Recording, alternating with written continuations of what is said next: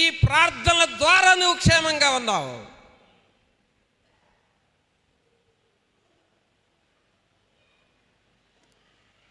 నీలో వ్యర్థతను తీసివేసుకోవడానికి ప్రయత్నం చేసుకో, లేదంటే ఆ వ్యర్థతంతా ఒక రోజున కాలిపోతుంది, కాల్చేస్తుంది నిన్ను.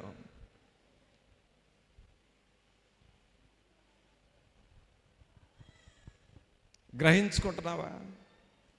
దేవుని సంఘం అంటే ఏమనుకుంటున్నావు?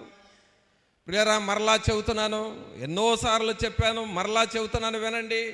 ఈ సంఘము నాది కాదు, ఈ సంఘము నా చేతిలో లేదు, ఈ సేవ నాది కాదు. పరిశుద్ధాత్మని ఎదుట నేను ఒప్పుకుంటున్నాను, మీ అందరి ఎదుట, ఈ సంఘము, ఈ సేవ నాది కాదు.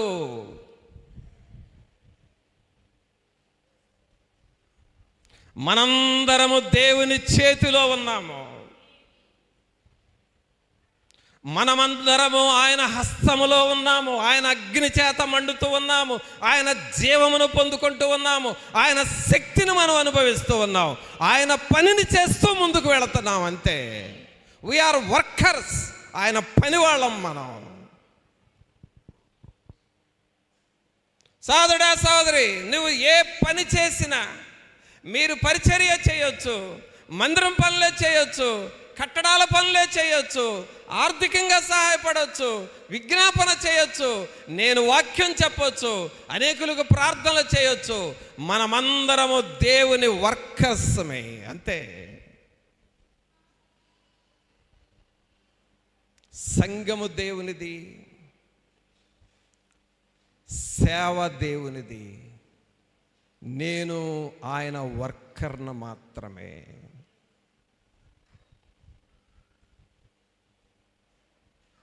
ఆయన పని చేస్తూ మనం చేయాల్సిన పని ఏంటంటే ఆయన జీవమును పొందుకుంటూ ఉండాలి.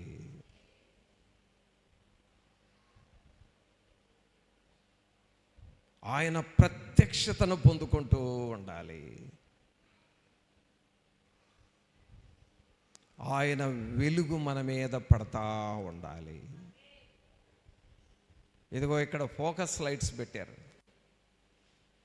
ఆ వెలుగు మన మీద పడాలి అని. కానీ నేను చెబుతున్నాను, దేవుని వెలుగు మన గుండెల్లో పడుతూ ఉండాలి ప్రతిరోజు. దేవుని వెలుగు సంఘం మీద పడుతూ ఉండాలి. దేవుని వెలుగు ప్రతి కుటుంబంలోనికి వస్తూ ఉండాలి. దేవుని వెలుగు నీ సమస్య మీద పడి ఆ సమస్యను కనబడకుండా తోలివేయాలి. అలాగు నువ్వు దేవుని జీవాన్ని పొందుకుంటావా? సహోదరుడా, సహోదరి, ఈ జీవాన్ని పొందుకోకుండా వ్యర్థతనే అంటి పెట్టుకున్నావంటే నీ లైఫ్ వేస్ట్ అయిపోతుంది. ఎప్పటికైనా సరే నువ్వు బడాయి పోవద్దు అని చెప్పినా కూడా బడాయి పోతా ఉన్నావంటే ఒక రోజున నువ్వు వేస్ట్ అయిపోతావు, ఒక రోజున కనుమరుగైపోతావు నువ్వు. ఇక్కడ దేవుని వాక్యం ఇది. మనంతా ఒక ఊరోళ్ళం కావచ్చు, మనమంతా ఒక ఏరియా వాళ్ళం కావచ్చు, కానీ దేవుని సంఘము మనది కాదు, దేవునిది.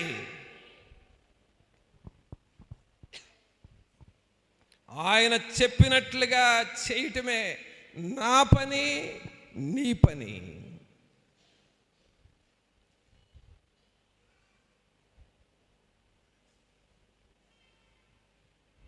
తమాషాలు ఆడకూడదండి దేవుని సన్నిధిలో, తమాషాలు ఆడకూడదు.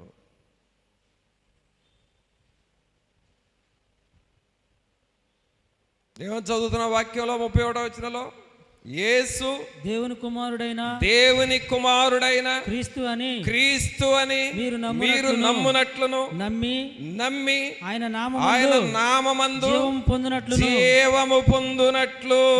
ఒకసారి చప్పట్లు కొట్టండి. నమ్మి జీవము పొందునట్లు. అందరూ చెప్పండి, నమ్మి జీవము పొందునట్లు. ఏం పొందుకోవాలండి? జీవము. జీవనదిని నా హృదయములో ప్రవహింపచేయుమయ్యా. జీవనదిని నా హృదయములో ప్రవహింపచేయుమయ్యా. ఎండిన ఎముకలన్నీయు, అందరూ చేతుల పైకి చప్పట్లు కొడుతూ పాడండి. అందరూ చేతుల పైకి, అందరూ కొట్టండి. ఎండిన ఎముకలన్నీయు తిరిగి జీవింపచేయుమయ్యా. జీవనదిని నా హృదయములో ప్రవహింపచేయుమయ్యా. జీవనదిని నా హృదయములో ప్రవహింపచేయుమయ్యా. ఆమేన్. ప్రియరా, దేవుని సంఘములో జీవాధిపతి ఉన్నాడు.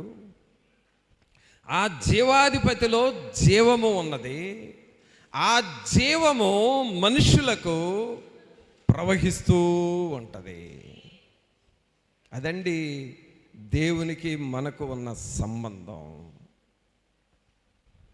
ఆయన జీవం అనేది ఎలాంటిదంటే, నీకున్న సమస్యను తొలగించేది జీవము,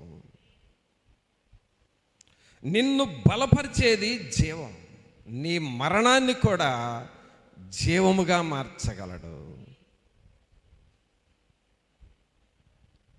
అందుకని ఆయన సన్నిధిలోనికి వచ్చిన తర్వాత మనం ఎలా ఉండాలంటే, దేవుని ఎదుట నేను ఉన్నాను, ఆయన జీవము నాకు ఇస్తాడు, ఆయన సన్నిధిలో నేను ఉన్నాను అనే గ్రహింపుతో ఉండాలి.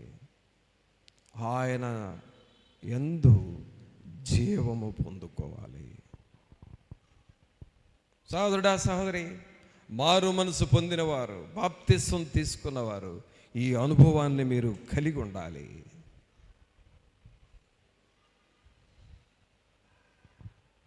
దేవుని సన్నిధిలో ఒక రకంగా ఉండి సెంటర్లోకి పోగానే మారిపోకూడదు. దేవుని సన్నిధిలో ఒకటి నేర్చుకొని నిన్ను ఆత్మలో చెడగొట్టే దుష్టులు ఉంటారు నీ చుట్టూ, వాళ్ళల్లో కలిసిపోకూడదు. నీవు బంగారం బంగారం లాగానే ఉండాలి. మట్టిలో ఉన్న నువ్వు బంగారం లాగానే ఉండాలి, మరలా మట్టిగా మారకూడదు.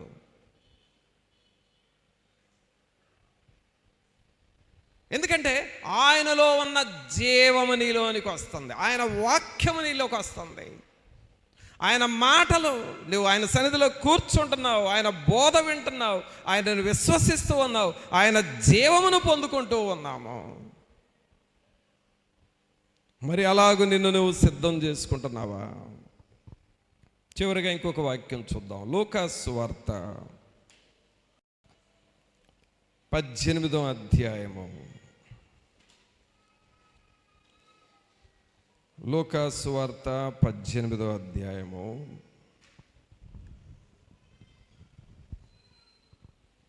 13వ వచనం చూడండి.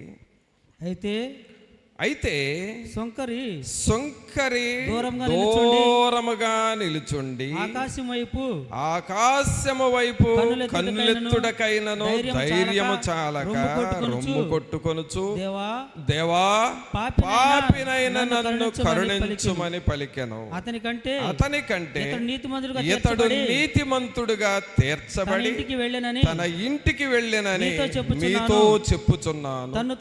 తన్ను తాను హెచ్చించుకొనువాడు తగ్గింపబడుననియు, తన్ను తాను తగ్గించుకొనువాడు హెచ్చింపబడుననియు చెప్పాను. ప్రియులారా, ఈ మాట ఎక్కడ చెప్పారో తెలుసా? దేవుని సన్నిధిలో చెప్పడం జరిగింది. ప్రార్థన చేయడానికి ఇద్దరు వెళ్ళారు, పరిసయ్యుడు సొంకరి. పరిసయ్యుడు ప్రార్థన పరిసయ్యుడు చేశాడు, సొంకరి ప్రార్థన సొంకరి చేశాడు. ప్రభు వచ్చి చెబుతున్నాడు, తన్ను తాను తగ్గించుకొనివాడు హెచ్చింపబడును, తన్ను తాను హెచ్చించుకొనివాడు తగ్గింపబడును అని చెప్పాడు. ఎక్కడ చెప్పాడు? దేవుని మందిరంలో. ఇప్పుడు వినండి అందరు నా వైపు చూడండి, అందరు నా వైపు చూడండి. నీవు దేవుని మందిరంలో హెచ్చించబడాలి అని అంటే నువ్వేం చేయాలి? తగ్గించుకోవాలి.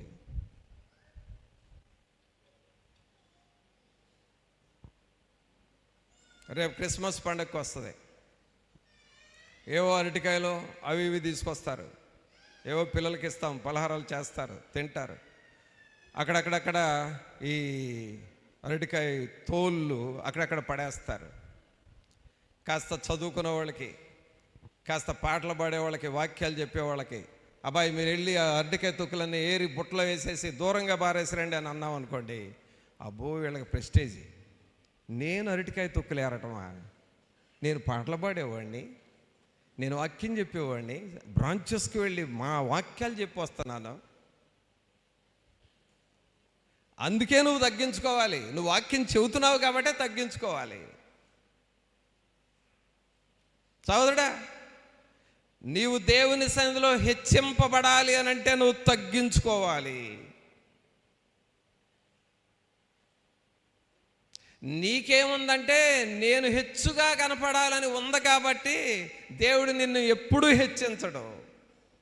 అది గుర్తుపెట్టుకో, ఆ సూత్రాన్ని గుర్తుపెట్టుకో. సాధారణమైన పనులు చేస్తూ, పరిచర్య చేస్తూ, దేవుని సేవకుడు చెప్పింది వింటూ, వాక్యానికి లోబడుతూ ఉంటే దేవుడు నేను హెచ్చిస్తాడు. ఇవన్నీ ప్రక్కన పెట్టి నేను హెచ్చింపబడాలని ప్రయత్నాలు చేసుకో, నువ్వు 40 ఏళ్ళు ప్రయత్నాలు చేసుకొని అక్కడే ఉంటావు. నువ్వు దేవుడు హెచ్చించందే నీకెక్కడి నుంచి వస్తుంది హెచ్చింపు?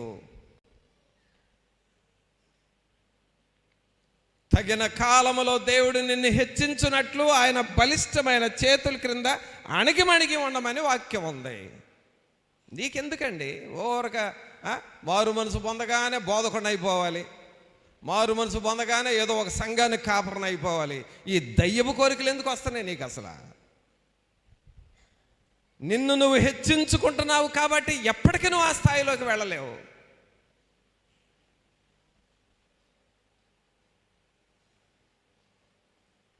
ఏదో అక్కడ వాక్యం చేయడానికి వెళ్తారు, అక్కడ 10 మంది కాస్త వందనాలు అయ్యి అనగానే అది గొప్పే నీకు. అయ్యో ఈ విలువ నీ దగ్గర నుండి వచ్చిందని దేవునికి చెప్పవు. నన్ను చూసి వందనాలు చెప్పారు, నా తెల్ల షర్ట్ చూసేసారు అని చెప్పారు అనుకుంటావు. హెచ్చించుకుంటున్నావు సహోదరుడా, డ్యామేజ్ అవుతావు, జాగ్రత్త.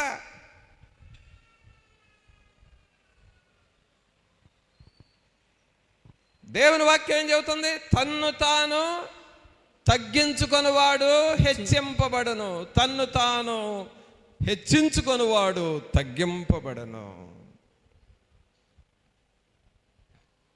ఎన్ని సూత్రాలు నేర్చుకున్నాం ఈ దినం? ఒకటి, ఏం చేయాలి మనం దేవుని సన్నిధిలో? ఆయన పాదాల దగ్గర కూర్చోవాలి. చెప్పండి అందరూ, ఆయన పాదాల దగ్గర కూర్చోవాలి. 2, ఆయన బోధ వినాలి. ఆయన సన్నిధిలో కూర్చోవాలి, ఆయన బోధ వినాలి. 3వది ఏం చెప్పుకున్నాం? ఆయనను నమ్మాలి. అన్ని విషయాల్లో ప్రభు నాకు సహాయం చేస్తాడని నువ్వు నమ్మాలి, విశ్వసించాలి. విశ్వాసం వచ్చిన తర్వాత ఏం పొందుకోవాలి? ఆయన వాక్యములో ఉన్న జీవమును పొందుకోవాలి. జీవమును పొందుకోవాలి. రాత్రి నేను నాతో ఉన్న సహోదరుడితో చెబుతున్నాను, ఉపవాస కూటాల దగ్గర మొదలైందయ్యా నా ప్రోగ్రాము. ఈ రోజు వరకు ఒక్క దినము రెస్ట్ లేదు నాకు. ప్రతి దినము ప్రయాణాలు, ప్రతి దినము వాక్యం చూడటం, ప్రతి దినము ప్రజలకు ప్రార్థనలు చేయటం, ఎన్నో విషయాల కొరకు ఇన్ని నెలలుగా ఒక్క పూట రెస్ట్ లేని జీవితముగా మారిపోయింది నాది. కానీ ఈ జీవం ఎక్కడి నుంచి వస్తుంది? ఈ జీవం ఎక్కడి నుంచి వస్తుంది? దేవునిలో ఉన్న జీవం. ఆమేన్. చప్పట్లు కొట్టండి ఒకసారి యేసయ్యకి. ఎక్కడి నుంచి వస్తుంది ఈ జీవము? ఆయనలో ఉన్న జీవాన్ని, ఆయన జీవాన్ని నువ్వు తీసుకుంటా ఉండాలి. కనిపెట్టు, ప్రార్థన చేయి, బైబిల్ చదువు, జీవం పొందుకో. జీవం పొందుకొని వెళ్ళి దేవుని సేవ చేయి.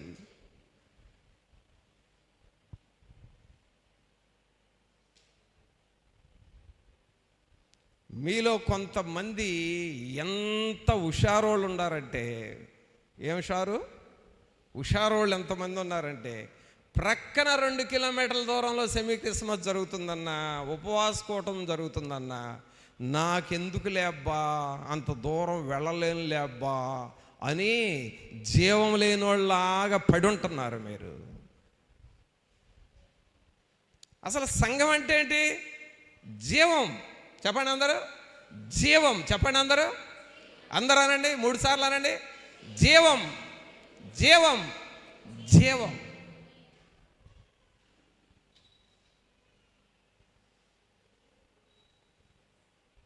ఎక్కడ కూటం పెడితే అక్కడికి వెళ్ళి పక్షుల్లాగా వాలాలండి. అది జీవం అంటే. ఎక్కడ దేవుని సేవకుడు కూటం ఏర్పాటు చేశాడంటే అక్కడికి వెళ్ళి అక్కడ వస్తావు. అసలు నువ్వు సోదరుడా ఎందుకు పనికి వస్తావు? అసలు నువ్వు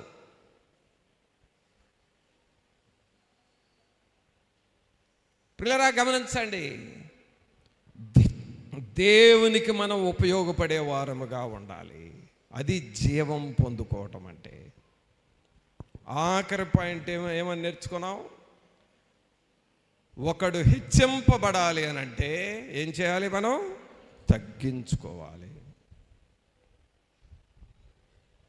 తన్ను తాను తగ్గించుకొనివాడు హెచ్చింపబడును, తన్ను తాను హెచ్చించుకొనివాడు తగ్గింపబడును. పాటలు పాడు బాబు అని నిన్ను సేవకు పంపిస్తే నువ్వు వాక్యం చెప్పటం కరెక్ట్ కాదు. అది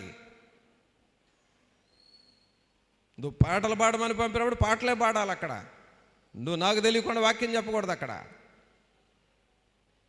నిన్ను నువ్వు హెచ్చించుకోకూడదు. నీకు టైం వచ్చినప్పుడు చెబుతాను వాక్యం చెప్పని, అప్పటిదాకా నువ్వు కనిపెట్టాలి. నిన్ను నువ్వు హెచ్చించుకోబాక. ఎక్కడ దేవుని పని ఇది చెయ్యనన్నప్పుడు అదే చెయ్యి. నువ్వు దేవుని మందిరంలో పోజులు కొట్టొద్దు. ఇక ఒక క్రమానికి అలవాటు పడాలి పిల్లరా, క్రమానికి అలవాటు పడాలి. దేవుడు మహిమపరచబడాలి. నువ్వు కాదు కనబడాల్సింది, దేవుడు కనబడాలి. ఇక్కడ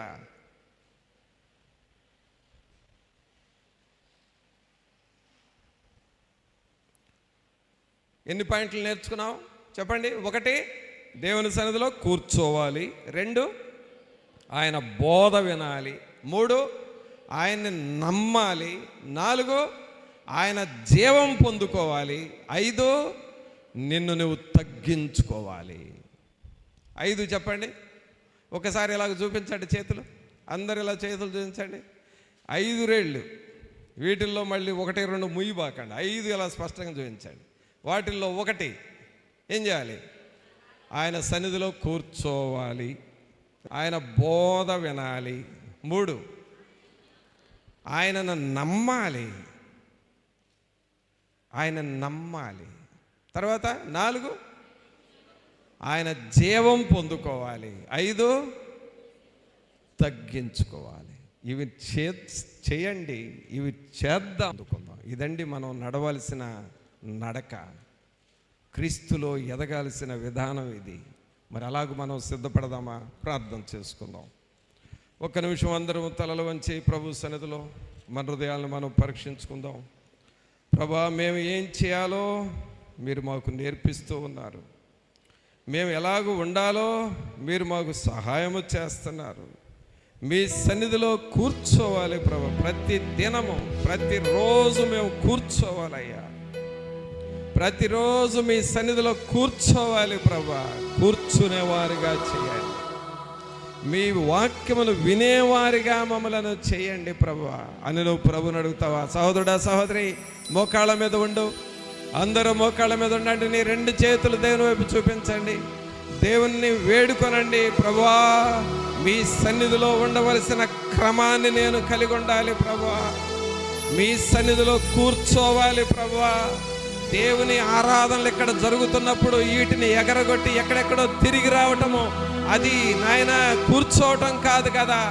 శాపకరమైన పనులు నేనేది చేయకూడదు నాయన. మీ సన్నిధిలో నేను కూర్చోవాలి, మీ వాక్యమును చదవాలి, ప్రార్థన చెయ్యాలి, అలాగే మీ బోధ వినాలి ప్రభువా. మీ వాక్యము వినాలి నాయన.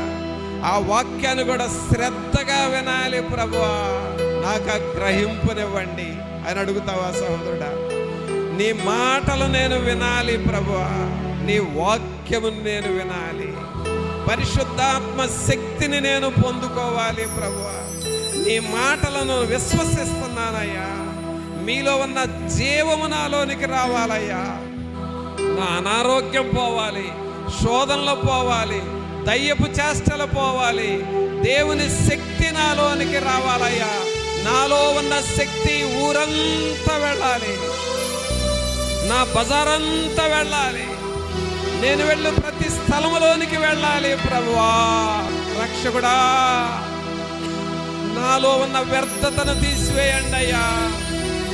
వ్యర్థమైన మాటలు, విమర్శతో కూడిన మాటలు నాయన, ఇవన్నీ నాలో తీసివేయండి ప్రభువా.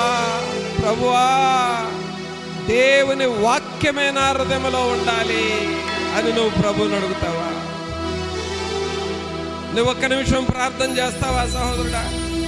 దూరముగా ఉన్న వారు కూడా ప్రార్థన చేస్తారా? నీ రెండు చేతులు దేవుని వైపు చూపిస్తూ, పరిశుద్ధాత్ముడా మీరు రండి, మీ సన్నిధి నాలోనికి రానివ్వండి, మీ వాక్యపు వెలుగు మాలోనికి రానివ్వండి, మీ జీవము మాలోనికి రావాలి. చిన్న పిల్లలు కూడా ప్రార్థన చేయండి, చిన్న పిల్లలు కూడా మీ చేతులెత్తి ప్రార్థన చేయండి. అందరము ప్రార్థన చేద్దాం.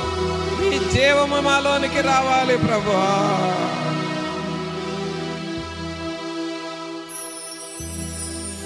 ముఖ దర్శనం చాలయ్యా నాకు, నీ ముఖ దర్శనం చాలయ్యా. ముఖ దర్శనం చాలయ్యా నాకు, నీ ముఖ దర్శనం చాలయ్యా. సమీపించని తేజస్సులో నివసించు నా దైవమా. సమీపించని తేజస్సులో నివసించు నా దైవమా. నీ ముఖ దర్శనం చాలయ్యా నాకు, నీ ముఖ దర్శనం చాలయ్యా. యేసయ్యా యేసయ్యా యేసయ్యా యేసయ్యా యేసయ్యా యేసయ్యా యేసయ్యా యేసయ్యా. ముఖ దర్శనం చాలయ్యా నాకు, నీ ముఖ దర్శనం చాలయ్యా. ముఖ దర్శనం చాలయ్యా నాకు, నీ ముఖ దర్శనం చాలయ్యా. నాకు నీ ముఖ దర్శనం చాలయ్యా. నాకు నీ ముఖ దర్శనం చాలయ్యా. సహోదరుడా, దేవుని సన్నిధిలో ఆయన ముఖ దర్శనమే మనకు కావాలి. ఆయన ముఖ దర్శనము నువ్వు పొందాలి.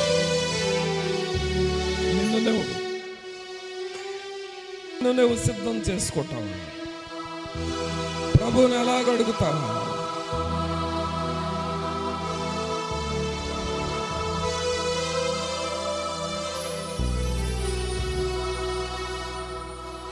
మన హృదయాల్ని పరీక్షించుకోవాలి. నీ సన్నిధిలో నేను కూర్చోవాలయ్యా. నీ బోధ నేను వినాలి ప్రభువా. నీ మీద నేను నమ్మకం ఉంచాలయ్యా. నీ జీవము నేను పొందుకు, నీ సన్నిధిలో నేను తగ్గించుకోవాలయ్యా. ఇవి నేను నేర్చుకోవాలి. అలాంటి భక్తిని నాకు ఇవ్వండి నాయన అని నువ్వు ప్రభువుని అడుగుతావా? పరిశుద్ధుడు మా ప్రభువా, మీకు స్తోత్రాలు వందనాలు చెల్లిస్తూ ఉన్నాము. దేవుని సన్నిధిని మేము అనుభవించాలి ప్రభువా. దేవుని శక్తిని మేము పొందుకోవాలి పరిశుద్ధాత్ముడా. ప్రతి విధమైన వ్యర్థతను మాలో నుండి తొలగించండి. బోధ అర్థమైతేనే జీవము మాలోనికి వస్తుంది ప్రభువా. ఆ గ్రహింపు ప్రతి ఒక్కరికి దయచేయండి. ఈ ప్రియులనందరినీ మీరు దర్శించండి.